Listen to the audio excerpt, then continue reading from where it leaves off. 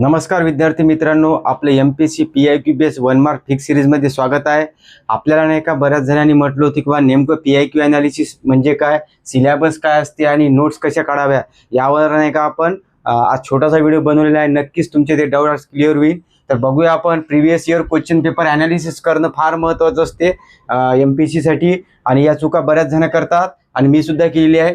आयोग नाही का आपल्याशी दोन माध्यमातून संपर्क साधते. एक आहे सिलेबस आणि दुसरा आहे PIQ. याला इतकं महत्त्व आहे ना, याच्याशिवाय नाही का आपण परीक्षाच पास होत नाही, हे सुद्धा तुम्ही लक्षात ठेवा. आणि नवीन MPSC जे स्टुडंट असतात ना, त्यांच्या हे चुका हमखास होतात आणि त्यामुळे त्यांची जी महत्त्वाची वर्षे असतात ना, 2-3 वर्ष म्हणजे अशीच वाया जातात. हे निर्देशनात आलेले आहे, लक्षात ठेवा. नेमकं आपल्याला सिलेबसहून काय करते सांगतो. सिलेबसमध्ये आपल्याला एकूण 7 ते 8 विषय असतात असं दिले जातं आणि त्या सिलेबसमध्ये नेमकं नाही का असे पॉईंट दिले जातात. जसं की महाराष्ट्राच्या भूगोलमध्ये वने, हवामान, जनगणना असे टॉपिक दिले जातात.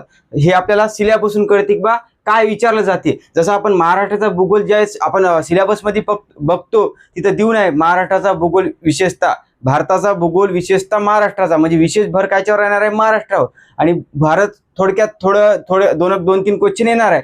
परंतु महाराष्ट्राच्या भूगोलवर नेमकं काय विचारील ते आपल्याला काय सांगणार आहे PIQ. जसं फॉर एक्झाम्पल जर म्हटलं तुम्हाला जनगणना टॉपिक जर घेतला आपण आपल्या भूगोलमधला, तर जनगणना टॉपिक आपल्याला सिलेबस देईल, पण जनगणनेमध्ये काय इम्पॉर्टंट आहे ते आपल्याला PIQ सांगेल. जसं की जनगणनेवर प्रश्न काय ते आपल्याला बाल लिंग गुणोत्तर, लिंग गुणोत्तर, त्याच्यानंतर आपल्याला विचारलं जाते अनुसूचित जातीची लोकसंख्या, जमातीची लोकसंख्या, त्याच्यानंतर आपल्याला विचारलं जातं किंवा घनतेवर प्रश्न असतात. घनतेनुसार जिल्हे, घनत्याचं सूत्र, घनता कशी मोजली जाते, त्याचे असेच तुम्हाला PIQ समजते. म्हणजे जर तुमचं PIQ चांगलं राहिलं तर तुम्हाला नेमकं त्या टॉपिकमध्ये काय वाचायचं हे सुद्धा कळते आणि काय वाचायचं नाही आहे, काय स्किप करायचं आहे हे सुद्धा कळते. आणि ही स्किल ज्याला जमलं ना त्याला नाही का MPSC सोपी जाते खरं म्हणजे. आणि त्याला असं वाटते रोज केलं की बा आपण नाही का इम्प्रूव्हमेंट करत आहोत डेली. परंतु ह्या दोन गोष्टी जर तुम्हाला नाही कळल्या तर यामध्ये या परीक्षेत निघणं फार कठीण आहे. हे आमच्या अनुभवातून सांगतो. कारण की मुलं वारंवार काय विचारतात, नोट्स पाठवा, PDF पाठवा, त्याच्यानंतर सर बुक लिस्ट सांगा. हे नंतरच्या हे सबऑर्डिनेट गोष्टी आहे. सर्वात महत्त्वाच्या गोष्टी आहे हे, कारण की हे तुम्हाला नाही का या एक्झाममधून काढणार आहे. आणि तुम्हाला PIQ ॲनालिसिस नेमकं काय म्हणते ते आपण नाही का याच्यानंतर घेऊ, म्हणजे तुमचं नाही का क्लिअर होईल. PIQ कशी असले पाहिजे, तुमची नोट्स कशी असली पाहिजे. आणि आपल्याला प्रश्न होता की बा सर सुरुवातीला जर आपण पुस्तक रीड केलं, नोट्स रीड केल्या, त्याच्यानंतर जर PIQ बघितलं तर चालेल का? तर कदाचित चालणार नाही. जर तुम्हाला लवकर निघायचं असेल या क्षेत्रातून तर तुम्हाला सर्वप्रथम PIQ म्हणजे पाहा लागन. त्याच्यानंतर बुक म्हणजे जे सिलेक्टिव्ह बुक लिस्ट आहे आणि सिलेक्टिव्ह संदर्भ ग्रंथ आहेत ते घ्या लागन. त्याच्यानंतर पुन्हा PIQ करावं लागन. म्हणजे तुम्हाला ट्रायल अँड एरर मेथडनं जावं लागन. म्हणजे उदाहरणार्थ कसं असते माहित आहे का, प्रिव्हियस इयर क्वेश्चन पेपरमध्ये उदाहरणार्थ आपण एक विषय घेतला समजा राष्ट्रीय उत्पन्न. नवीन स्टुडंटला माहीत राहत नाही, पण त्यांना राष्ट्रीय उत्पन्न टॉपिक आहे ते नुसते नाही का पुस्तकातून वाचत राहते. मग त्याला वाटते की बा मी पुस्तक वाचलं म्हणजे मला प्रश्न सॉल्व्ह होणार. सॉल्व्ह होत नाही. फक्त तिथे तुम्हाला सॅटिस्फॅक्शन होईल की मी राष्ट्रीय उत्पन्न वाचले, परंतु मार्कमध्ये तुम्हाला इम्प्रूव्हमेंट होणार नाही. हे तुम्ही लवकर लक्षात घ्या. म्हणजे वाचायचं कसं असते माहिती आहे का, राष्ट्रीय उत्पन्न ज्यावेळेस आपण टॉपिक करतो उदाहरणार्थ, तर त्यामध्ये आपल्याला PIQ नुसार काय कळतं की राष्ट्रीय उत्पन्नावर प्रश्न कुठं आहे. तर राष्ट्रीय उत्पन्नावर प्रश्न आहे की बा राष्ट्रीय उत्पन्न मोजण्याच्या पद्धती जे किती आहे 3: उत्पादन, उत्पन्न आणि खर्च पद्धत. लागण तितके क्वेश्चन आलेले आहे. भारतात कोणती वापरली जाते, भारतात कोणती वापरली जात नाही, पद्धत किती आहे हे. दुसरा क्वेश्चन काय होते PIQ नुसार, राष्ट्रीय उत्पन्नाच्या संकल्पनावर प्रश्न आहे.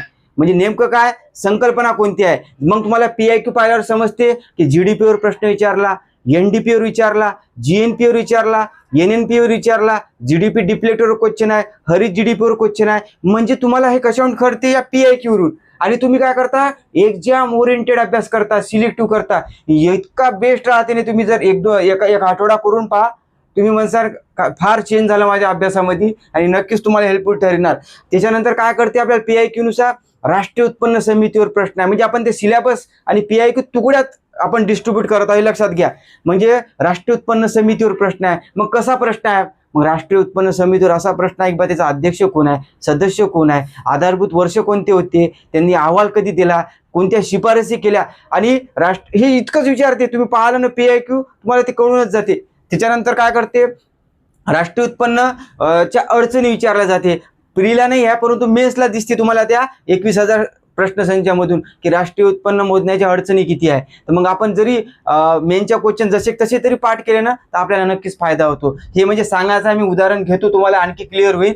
हे इतकं इम्पॉर्टंट आहे, या गोष्टीले खूप इम्पॉर्टंट आहे, कारण की याच्यातच तुमचे बरेच वर्ष घेणार आहे. आणि याच्याशी सहमत कोण असणार माहिती आहे का, ज्या व्यक्तीचे 4 ते 5 वर्ष गेलेले या गोष्टीमुळे ते मला समजू शकत आहे मी काय बोलत आहे. नवीन मुलांना हे कळत नाही, त्यांना वाटते की बा मी खूप वाचलं म्हणजे मी परीक्षा पास होईन, असा हे आपलं मिथ आहे. हे तुम्ही लक्षात घ्या. मी तुम्हाला आता नंतर आणखी सांगतो काही. सर्वप्रथम नाही का मी ज्यावेळेस मी चॅनल सुरू केलं तर सर्वप्रथम मी नाही का कंबाईंड ग्रुप बी जे 2024 झाला होता ना एक्झाम, त्याचे मी पेपरशीट अनालिसिस घेतले PIQ सहित आणि सोर्स सहित, की बा किती क्वेश्चन रिपीट आहे, किती क्वेश्चन्स अनालिसिस केल्यावर आपल्याला येत होते, आणि आपण नेमकं पुढील 2025 साठी काय स्ट्रॅटेजी असली पाहिजे. जवळपास पासानं तुम्ही 55 ते 60 क्वेश्चन रिपीट आहे किंवा रिलेटेड आहे. मी सोर्स सुद्धा दिला, तुम्ही बघा. नवीन असेल ना सुरुवातीला ते व्हिडिओ बघून घ्या. सर मी जवळपास 7 विषयाचे टाकले, फक्त चालू घडामोडी सोडलं ना तुम्ही एकदा बघा, डायरेक्शन मिळणार. म्हणून हे सांगण्याचा उद्देश का माझं सब चॅनल नाही का PIQ बेसवरच आहे. मी इम्पॉर्टंट सांगतो, कारण की डेली आपण ज्यावेळेस अभ्यास करतो ना कोणताही टॉपिक वाचताना आपला 1 मार्क फिक्स झाला पाहिजे, आणि PIQ जोडून, हे सुद्धा लक्षात ठेवा. त्यानंतर पाहू. एक राहते बा खूप रीड केले म्हणजे MPC क्लिअर होईल, हा गैरसमज दूर करा. कारण सिलेक्टिव्ह रीड करून मॅक्झिमम रिव्हिजन केली तरच आपण ही परीक्षा पास होऊ शकतो, हे लक्षात ठेवा. सिलेक्टिव्हचा अर्थ काय असते माहिती आहे का, राष्ट्रीय उत्पन्न समितीवर जर प्रश्न आला, तुम्ही जर त्याच्या आजूबाजूची माहिती आणि PIQ जरी केले, हे तुमचं झाले सिलेक्टिव्ह मेथड. याच्यानंतर जर आला तर तुम्हाला नाही का येणारच नाही नक्की, आणि आला तरी नाही का तुम्हाला त्या आधारावर काय लॉजिक मारता येईल ते कळणार आहे. ते नंतर पाहू आपण. अभ्यास नाही झाला तरी चालते नवीन मुलांचा, त्यांनी PIQ सिलेबस आणि MPC ला समजून घेणं फार महत्वाचं आहे, हे लक्षात घ्या. तुम्ही 7 दिवस 15 दिवस जरी याच्यात टाकले ना, कोणाचं गायडन्स घ्या, कॉमन गोष्टी कलेक्ट करा, आणि त्यानुसार तुमची स्ट्रॅटेजी ठरवा. आणि कोणताही क्लास केला ना तुम्ही, कोणताही करा असं नाही म्हणत आहे, जे सरांनी शिकवलं ते PIQ जर आपल्याला सॉल्व्ह होत नसन, PIQ थ्रू जर शिकवत नसन, तर ते क्लासले काही अर्थ नाही आहे, हे लक्षात घ्या. कारण की दर प्रकरणामधून आपल्याला PIQ पाहणं आणि PIQ सुटणं हे आपल्याला अपेक्षित असते, तेव्हाच आपण योग्य मार्गावर आहे, लक्षात ठेवा. त्यानंतर नाही का सिलेबस हा छोट्या छोट्या पार्टमध्ये विभाजित करावा, म्हणजे बर्डन येत नाही तुम्हाला. हेच सांगितलं ना मी, राष्ट्रीय उत्पन्नाले कसं पाहायचं तुम्ही, ते तुम्हाला PIQ सांगणार. तुम्ही ते 4-5 पॉईंट काढले की याच्यावर प्रश्न आहे, तेच तुम्हाला इथे छोट्या छोट्या भागात करायचं आहे. हे नंतर सांगतो मी उदाहरण सहित. स्टेट बोर्ड आणि संदर्भ ग्रंथ वाचताना एक अडचण असते आपल्याला. स्टेट बोर्ड किंवा संदर्भ ग्रंथ वाचतो, पहिल्या पेज पासून शेवटपर्यंत वाचतो, हे बऱ्याच जणांची चूक होत असेल, हे तुम्हाला निर्देशनात आलं असेल. हे चूक करू नका. हे चूक कशामुळे होते माहिती आहे का, सिलेबस आणि PIQ अनालिसिस माहीत नसतात, त्यामुळे होते. त्यामुळे आपण सिलेक्टिव्ह वाचलं पाहिजे. पहिल्या पेज पासून हे चुकी करू नये. सिलेक्टिव्ह टॉपिक वाचणे, ज्याच्यावर आयोग वारंवार प्रश्न विचारते, ते तुम्हाला मी दिलेलं आहे. फार रेडीमेड आहे सर्वीकडं, तुम्ही ते तेवढं टॉपिक करायला पाहिजे. पण कोणताही टॉपिक करताना PIQ आले का पहिले पाहायचं, त्याच नंतर त्या विषयाला हाताळायचं. कधी कधी तुम्हाला असं समजते की 1 पेजची माहिती आहे आणि त्याच्यावर एक प्रश्न फिक्स आहे, आणि एका याच्यावर असं ते 10 पेजची माहिती आणि 1 मार्क भेटते. ते तुम्हाला कळलं पाहिजे की कोणता भाग करायला पाहिजे आणि कोणता नाही. त्यानंतर पाहू आपण. आणि स्वतःला असं फील झालं पाहिजे डेली वाचतानीच PIQ नुसार की माझा आज 1 मार्क फिक्स झाला बा या टॉपिकचा. असं जेव्हा तुम्ही 1 मार्क प्लस करसाल तर नक्कीच नाही का तुम्ही तुमचे मार्क वाढण्यात नाही का इम्प्रूव्हमेंट मिळण्यात नक्कीच तुम्हाला हेल्प होणार. कोणत्याही टॉपिकला PIQ नुसार पाहणे, हे PIQ खूप महत्त्व देतो. म्हणजे काय, माणूस नाही का 2 गोष्टीतून शिकत असते. एक स्वतःच्या अनुभवातून, म्हणजे स्वतःच्या चुकातून किंवा अनुभवातून, किंवा दुसऱ्याच्या अनुभवावरून किंवा चुकातून. तर सर्वात ज्यावेळेस आपण नाही का स्वतःच्या चुकातून किंवा अनुभवातून शिकतो ना, आपला बराच कालावधी वेळ जाते, कारण की समजण्यात. त्यामुळे नाही का मी तुम्हाला हेच सांगेन, दुसऱ्याच्या अनुभवातून आणि चुकातून शिका. कारण की जे व्यक्ती नाही का वारंवार फेल होते ना, त्याकडून शिकायला खूप भेटते. कारण की तुम्ही त्याला नाही का क्वेश्चनच विचारत नाही की बा तुम्ही सर इतके वर्ष झाले बा तुमच्या अशी कोणत्या गोष्टीमुळे नाही का राहिली बा, की आम्ही काय नाही करायला पाहिजे जेणेकरून आम्ही लवकर या क्षेत्रातून निघून जाईल, असे प्रश्न पाहिजे. कारण की आपला प्रश्न पहिलाच राहते, सर बुक लिस्ट द्या, नोट्स कसा काढा, तुमच्या नोट्स भेटते का, हे सबऑर्डिनेट आहे, हे काहीच मायने नाही आहे. सर्वात गोष्टी नाही का या गोष्टी महत्वाच्या आहे. PIQ याच्यावर आपण नंतर बोलू आणखी डिटेलमध्ये. एकाच विषयाचे नाही का कमीत कमी 2 बुक्स वापरले पाहिजे. ते मी तुम्हाला सांगितलेलं आहे बुक लिस्टमध्ये. आणि सर्वप्रथम नाही का अभ्यास करताना जे 7-8 विषय असतात तर स्कोरिंग सब्जेक्टनुसार अभ्यास केला पाहिजे. होते का स्कोरिंग सब्जेक्टनुसार अभ्यास केला ना इझी राहते आणि तुम्हाला नाही का इंटरेस्ट येते आणि तुमच्या नाही का असं वाटते की बाई MPSC एक्झाम काय इझी आहे. त्यामुळे स्कोरिंग सब्जेक्ट मी सांगितलेले आहे जसं की हिस्ट्री, पॉलिटी, जिओग्राफी, इकॉनॉमिक्स हे जे आहे तुमचेवाले स्कोरिंग सब्जेक्ट. यामध्ये जितकं देसाल ना तुम्ही तितके चांगले मार्क भेटते. त्यानंतर हे सर्वात निगलेट विषय आहे ज्यामुळे प्री निघत नाही आपली, हे सायन्स, करंट आणि मॅथ अँड रिजनिंग. याच्यात इंटरेस्टच येत नाही. परंतु जवळ पाहायला नाही 50 मार्क आहे, याले 20, याले 15 आणि 15. जर हे विषय तुमच्यावर वीक असेल तर तुम्ही कदाचित निघणार नाही, हे लक्षात घ्या. याचे तुम्ही क्लास करा, काही करा, पण तुम्हाला हे विषय झाल्याशिवाय तुम्ही पास होणार नाही. कारण की मेन्सले सुद्धा आहे, प्रीला सुद्धा आहे. आवडत्या विषयावर जास्त लक्ष देतो आपण. कधी कधी बघा आपण नाही का आवडता जो विषय आहे त्याच्यावरच जास्त टाइम देत असतो आणि वीक सब्जेक्ट कडे नाही का कमी वेळ देतो. ते चूक तुम्ही करू नका. आपला तर अर्धा वेळ या वीक सब्जेक्टवर गेला पाहिजे आणि अर्धा वेळ आपल्या आवडत्या विषयावर गेला पाहिजे. त्यानंतर डिसिप्लिननुसार आपण स्टडी करत नाही. म्हणजे कसं कोणत्या वेळी अभ्यास करतो किंवा आपण स्वतःचं इंट्रोस्पेक्शन करत नाही, काय करत आहोत आपण, जे वाचत आहोत येत आहे का नाही, हे असं करायला पाहिजे. हे जर तुम्ही करत नसेल ना डेली तर नक्कीच नाही का तुम्ही चुकत आहे, लक्षात ठेवायचं. त्याच्यानंतर बघा आणि यामुळे कसं होते माहिती आहे का, डिसिप्लिन किंवा सातत्य तुमच्यात नसलं अभ्यासात तुम्हाला नाही का एक्झामच कळत नाही नेमकं काय आहे बा एक्झाम. कारण की रोज केल्यानेच काही गोष्टी आपल्याला आपोआप कळतात, हे बरोबर आहे. त्यानंतर सिली मिस्टेक म्हणतो ना आपण, हे सिली मिस्टेक जे असते ते तर आपण गोल चुकणं हे तर होतातच. परंतु सर्वात आपल्याला हे असलं पाहिजे समजेल की सोप्याच गोष्टी चुकतात वेळेवर. बघा इझी टॉपिक वरच नाही का आपली एक्झाम नाही का 0.25 नाही गेली, 0.50 नाही गेली, 4-5 त्याच्यात नाही का ऑलरेडी PIQ आली राहते. तुम्ही बघसान PIQ चुकले असेल किंवा PIQ ची माहिती ऑलरेडी PIQ होता, परंतु त्याच्या संबंधी जे आपण अदर माहिती करतो पुस्तकातून त्याच्यातली विचारली, ते नाही केल्यामुळे झालं. त्यामुळे हे जर तुमचे प्रश्न असेल तर नक्कीच तुम्ही नाही का थांबा, इम्प्रूव्हमेंट करा. आणि याच्यानंतर आपण काय बघणार आहोत माहिती आहे का, PIQ अनालिसिस नेमकं एक्झाम्पल डेमो देऊन सांगतो कसं करायला पाहिजे आणि नोट्स कशा काढायला पाहिजे. चला आपण नाही का आता PIQ अनालिसिस तर आपण सांगितलं, पण उदाहरणा स्वरूपात सांगतो. यावरून तुमची नोट्स कशी असली पाहिजे, नेमकं काय वाचलं पाहिजे. जर आपण फॉर एक्झाम्पल 1857चा उठाव घेत असेल, कारण की याच्यावर रिपीटिव्हली क्वेश्चन आहे, हे करायलाच पाहिजे. तर 1857च्या उठावात ज्यावेळेस आपण अभ्यास करतो ना त्यावेळेस त्याची पार्श्वभूमी पाहणं अपेक्षित आहे. म्हणजे पूर्ण नाही, जसं की 1857चा उठाव कधी सुरू झाला हे PIQ नुसार सांगत आहे मी. ते न्यू असलं तरी त्यांनी तेच केलं पाहिजे पार्श्वभूमी. जसं की 1857चा उठाव कधी सुरू झाला, म्हणजे नियोजित तारीख किती होती, 31 मे 1857 होती. पहिली ठिणगी कुठं पडली, त्यांचं बोधचिन्ह का होतं हे आलेलं आहे. त्यावेळेस गव्हर्नर कोण होता, हे आपल्याला क्वेश्चन्स रिपीट आहे, हे तुम्हाला कळणार आहे. त्याच्यानंतर कोणता दुसरा प्रश्न आहे, याची कारणे काय होती निर्माण होण्याची. मग आपल्याला विचारलं जातं तात्कालीन कारण कोणतं होतं, गाई व डुकराची चरबी लावलेली जी बंदूक होती ते तात्कालीन कारण, हे रिपीट आहे क्वेश्चन. त्याच्यानंतर काय होतं, सामाजिक कारण होतं, धार्मिक कारण होतं, हे लक्षात ठेवा. त्याच्यावरून तुम्हाला PIQ सरते. असे बरेच होते, दत्तक वारसा नामंजूर तत्व हे सुद्धा होते याच्यात कारण. हे याच्यावरून आपल्याला समजते बा कारणावर प्रश्न आहे. नंतर काय करते माहिती आहे का तुम्हाला 1857च्या याच्यावर, तर नेतृत्व जे असते नेतृत्वावर क्वेश्चन आहे. म्हणजे इंग्रजाचं नेतृत्व, इंग्रज व्यक्तीचं नेतृत्व कोणी केलं भारतात, आणि भारतात भारतीय व्यक्तीचं नेतृत्व कोणी केलं हे येते आपल्याला याच्यावर. म्हणजे जसं की उदाहरणार्थ जर म्हटलं तुम्हाला कानपूरला आपण म्हटलं की नानासाहेब पेशवे भारतीय नेतृत्व केलं, तर इंग्रजाचं कोण केलं तर कॅम्पेबल यांनी केलं. हे असे आपल्याला PIQs आहे. तुम्ही जर पाहिलं ना याच्यावर प्रश्न दिसणार आहे, हे तुम्हाला पाहणं अपेक्षित आहे. त्यानंतर याच्यावरच कोणता प्रश्न आहे, महाराष्ट्रात कोण नेतृत्व केलं, हे दुसरा, महाराष्ट्रात नेतृत्व. जसं उदाहरणार्थ अक्षर थोडं समजून घ्या, महाराष्ट्रात नेतृत्व कोणी केलं, तर जसं की साताऱ्याचं कोणी केलं, की जसं आपल्याला साताऱ्याचा रंगोजी बापूजी गुप्तेवर प्रश्न आहे हे आलेला आहे. त्याच्यानंतर आपल्याला कोल्हापूरचं कोणी केलं, रामजी शिरसाट यांनी केलं. त्याच्यानंतर आपल्याला खानदेशचं काजी सिंग, भिकाजी नाईक, भागूजी नाईक, असे बरेच क्वेश्चन्स आहेत. तुम्हाला ते PIQ समजणार आहे.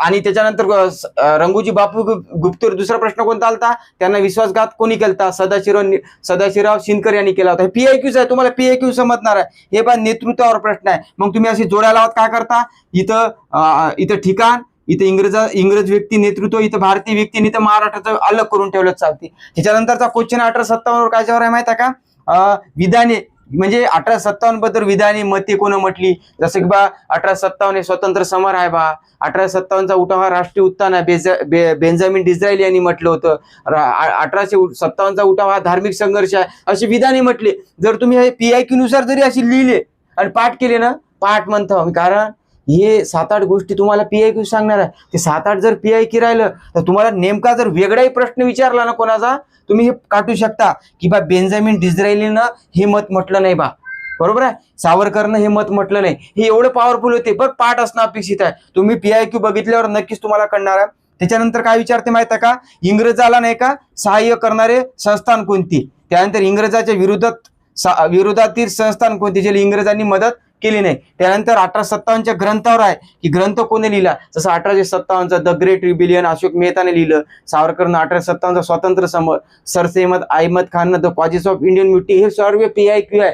PIQ जर असे केले, नेमकं बुक्स मध्ये काय वाचायचं आहे ना ते तुम्हाला आयडिया येते. याच्यावरून हे तुम्हाला कळलं पाहिजे. एवढं सोपं होते ना, यालाच म्हणतो आपण सिलेबस काय केला आपण तुकड्यात, कारण की प्रश्न पाहायला नेतृत्वावर आहे, नेतृत्व पाहून घेतलं, मग तुम्हाला कळलं महाराष्ट्र नेतृत्वावर, मग कळलं तुम्हाला विधानू मतावर आहे. त्यानंतर इंग्रजाले कोणत्या संस्थाने सहाय्य केलं नाही किंवा केलं, हे म्हणजे तुम्ही अशा प्रकारे अभ्यास केला ना 1857 तुमचा संपून जाते. आणि हे स्ट्रॅटेजी अदर सब्जेक्टला लावायची. त्यानंतर आणखी उदाहरण घेऊ आपण. बघा उद्देश पत्रिका आपल्याला, ज्याला आपण प्रस्ताविका का प्रेमबल असे म्हणतो. उद्देश पत्रिका काय ते माहिती आहे का, उद्देश पत्रिका सहमती कधी झाली म्हणजे स्वीकृती कधी दिली, तर आपण ते पाठ करतो 13 डिसेंबर 1946. हा, लागू कधी झाली हे रिपीट क्वेश्चन आहे. त्यानंतर येतो 22 जानेवारी 1947. बरोबर आहे, आलं.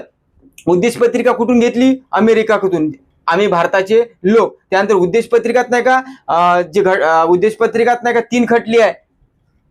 कोणते, एक आहे बेरुबारी युनियन खटला, समजा मी सांगत आहो असं तुम्ही लक्षात ठेवा, बेरुबारी युनियन खटला. याच्यात काय म्हटलं माहिती आहे का, उद्देश पत्रिका घटनेचा भाग नाही म्हटलं, काय म्हटलं, निगेटिव्ह भाग नाही. कोण, उद्देश पत्रिका राज्य घटनेचा, असंच लिहायचं आपल्या नोट्समध्ये, भाग नाही, इतर याचा राज्य घटनेचा भाग नाही.